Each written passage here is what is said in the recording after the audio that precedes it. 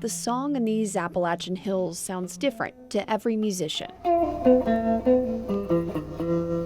But one thing binds every person who picks up an instrument. It's therapy.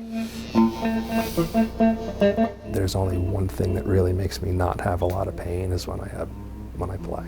John Rogers, an Air Force veteran, sought solace in these mountains to heal. It's so relaxing and so therapeutic to be able to mimic or come up with your own thing, or see somebody smile when you play, or play a chord progression and somebody in the crowd is like, oh, I know that, or they sing with you. You can't even hardly, like, I'm getting emotional about it. It's tough, like you want to play, so.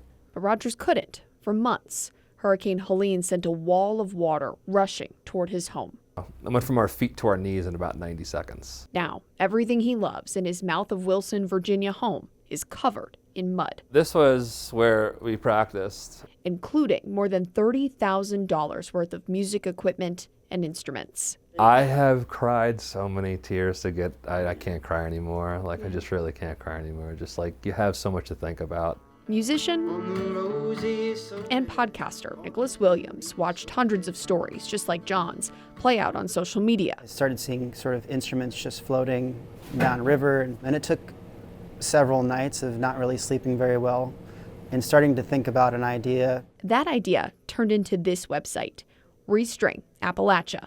It went live in November. Musicians who lost instruments and equipment fill out a form explaining what they lost and how they lost it.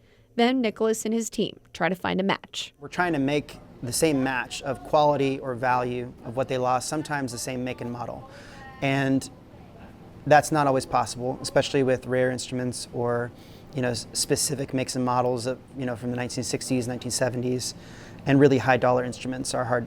But we are consistently working with recipients to find a value that is similar. And sometimes, actually, I would say a lot of the time, we're able to do upgrades, something that is more quality.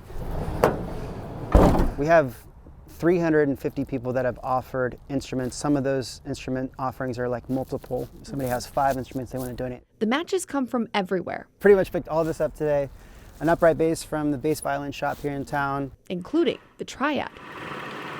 I mean, it's not much for us to take a guitar and fiddle with it. We do it all the time. John Mark Hampton with Mariah Guitars in Greensboro reached out to Nick after seeing Restring Appalachia online and offering to fix up some of those old donated guitars. When they come in, we'll send them on up. They've worked on 5 or 6 so far, with more on the way. We're able to use material that's been donated to us to work on them. So it's a win-win. Once Nicholas's band is loaded up, the best part. It's all yours. It's a little nicer than mine. It's not as cut and dry as I hand an instrument over and people start crying. It's like a lot of people are in shock still.